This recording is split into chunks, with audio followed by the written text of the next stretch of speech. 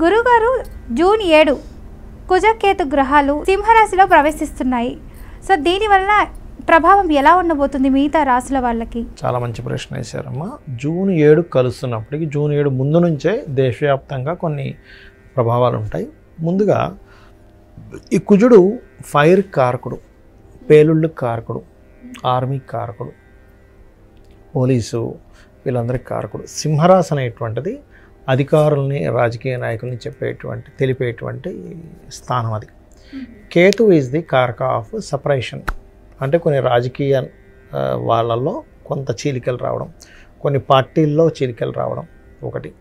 రెండవది రాజకీయ నాయకులకు కొంత ముప్పు ఉంటుంది, లేదా కొంతమంది మార్పులు, ఈ సంవత్సరంన్నరలో మార్పులు జరుగుతాయి, ఒక్క రోజులో కాదు.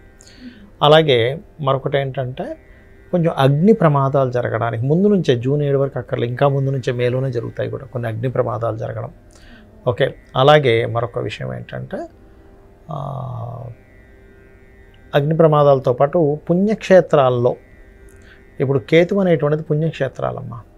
మనకి బద్రీనాథ్ కావచ్చు, మనకి నెక్స్ట్ చాలా ఉన్నాయి, మనకు దేశంలో ఎన్ని పుణ్యక్షేత్రాలు అయితే ఉన్నాయో, కాశీ కావచ్చు, లేకపోతే మనకి నెక్స్ట్ స్టార్ట్ అవబోతుంది ఎండాకాలం రాగానే మనకి అమర్నాథ్ యాత్ర స్టార్ట్ అవబోతుంది. ఇట్లా ఏవైతే ఉంటాయో, పూరి జగన్నాథ్ కావచ్చు, ఏదైనా బాగా రద్దీగా ఉండేటువంటి, అది హైదరాబాద్లో కానివ్వండి, ఇంకెక్కడైనా కానివ్వండి, వేరే వేరే పుణ్యక్షేత్రాల్లో ముఖ్యంగా సెక్యూరిటీని పెంచాలి ఈ 2-3 నెలలు కూడా.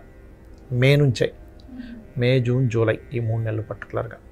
ఎందుకంటే ఇక్కడ అగ్ని ప్రమాదాలు మే నెలలో చూపిస్తున్నాయి, కొంచెం ఈ భూకంపాలు చూపిస్తున్నాయి, కొద్దిగా ఈ అటాకులు చూపిస్తున్నాయి. కాబట్టి చాలా జాగ్రత్తగా ఉండవలసిన సమయం ఈ కుజకేతువులు కలిసి ఉండడం వల్ల, ముఖ్యంగా పుణ్యక్షేత్రాలు. ఇక 12 లగ్నాల వారికి, ఎందుకు లగ్నం అంటున్నానంటే లగ్నం ఈజ్ మెయిన్. లగ్నం తెలియని వారు రాశి నుంచి చూసుకోవచ్చు. ఇక సింహం వారు కనుక చూసుకున్నట్లయితే పర్టికులర్గా ఇక్కడ వీరికి వ్యాపార లాభాలు, తొందరపడేదో హడావిడిగా వ్యాపారం ప్రారంభించకుండా కొంచెం వ్యాపార లాభాలు, అది కూడా అప్పు తీసుకొచ్చి వ్యాపారం చేస్తూ ఉంటారు, అటువంటి విషయాల్లో జాగ్రత్తగా ఉండాలి.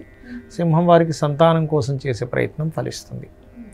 అయితే ఎవరికైనా కూడా ఈ కుజకేతువుల కలయిక వల్ల నవగ్రహాల్లో ప్రత్యేకంగా కుజకేతు గ్రహాల దగ్గర దీపారాధన చేయడము, గణపతి మరియు స్కందుడి ఆరాధన చేయడము, ఇవి చేస్తూ ఉంటే మంచిది. సూర్య భగవాను చూస్తూ సూర్యుడికి అర్ఘ్యం వదిలేటప్పుడు గణపతి మరియు సుబ్రహ్మణ్యేశ్వర స్వామి పేరు చెప్తూ అర్ఘ్యం కనుక వదిలినట్లయితే ఖచ్చితంగా వీళ్ళకి ఇబ్బంది అనేటువంటిది రాదు.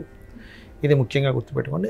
నేను అందరికీ చెప్పేది ఒకటే, పుణ్యక్షేత్రాలకి, పుణ్యతీర్థాలకి వెళ్ళేటప్పుడు కేవలం పోలీసులు మాత్రమే వాళ్ళే మనల్ని రక్షించాలని కాదు, ప్రతి వ్యక్తి కూడా ఒక జవాన్ లాగా, ఒక పోలీసు లాగా అబ్జర్వేషన్లో ఉంటూ మనల్ని మనం కాపాడుకోవాలి.